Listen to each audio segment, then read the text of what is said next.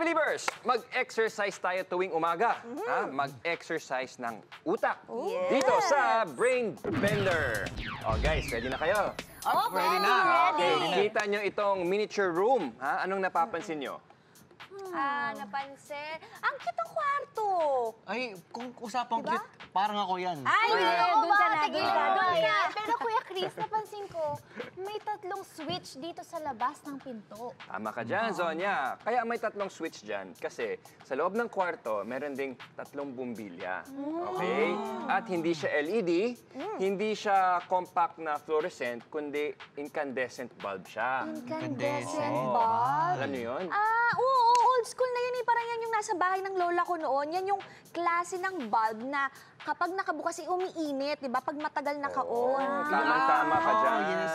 Oo. Kaya yan, ang brain bender question natin, okay? Paano nyo malalaman kung aling switch ang konektado sa aling bumbilya na nasa loob? So ito sa rules natin, pwede nyong galawin yung switch habang nasa labas pa kayo at naka-close yung pinto o yung door. Pero once nabuksan nyo na yung door at nakita nyo na ang loob, hindi nyo na pwedeng galawin ang switch. Who wants to go first? Go ahead, yes. Okay, sino susunod? Jamir! Sige. Sige, Jamir. Okay. Pwede itry yung mga switch. Pwede. Okay, sige. Basta hindi pa binubuksan. Okay, ito yung inopen ko. Okay. Pwede ko ba i-feel? Yan na. Cute daw. Okay. Cute. Ano ba? Sige. Sige. Ano Ay, ang nakasara iyong na. conclusion? Yung ito switch ko, di ba? B. B. So, okay. So, paano ito? Alin to? Ano yan? Alin yung kanya? Alin yung kanya? Challenging to Oh, Brain diba? bender nga to. Paano yun? Hindi ko na alam. Hindi mo Ikaw na alam. Okay. Ikaw na. Okay, Jamir. Oh, Jamir. Your turn.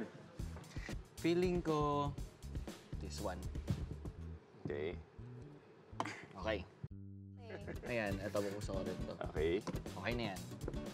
Okay. Yeah, that's my final move. Okay. Okay, Kuya Chris. So bubuksan mo na. Bubuksan Ate ko. Shaira, huwag ka tumingin. Ay, ba't tumingin siya? Okay lang, hindi naman niya alam wala. kung alin yung... Okay. Uy. Okay. Nakita mo na. Yes, okay na. So ano yung hula mo? Tama itong choice ko kasi umiinit siya eh. So ano nga? Ito. Yan yung nag-on ng ano? Siya yung una kong pinindot. Tapos yung pangalawa, natagalan ako sa pangalawa, mainit na siya. So, 'di ba? Kumbaga, bibigyan mo siya ng time bago uminit eh. So, nauna to. Ito Okay. yung pinili ko. So ito yung pinakamainit. Ate Shaira, what is your Ate Shai! strategy and solution? Ito, KC. Ay, Bakit? wala lang. Guess lang. Guess lang talaga. Wild guess. Okay. So, feeling ko, ito. Okay, sige. Sige, buksan mo. Tingnan natin. Baka delay na. Mali ako. Hindi siya nag-iinit. Okay, sige na. Ito na. Actually, guys. So, sa inyong tatlo, ang tamang sagot ay si Jamir. Siya ang tama. Okay?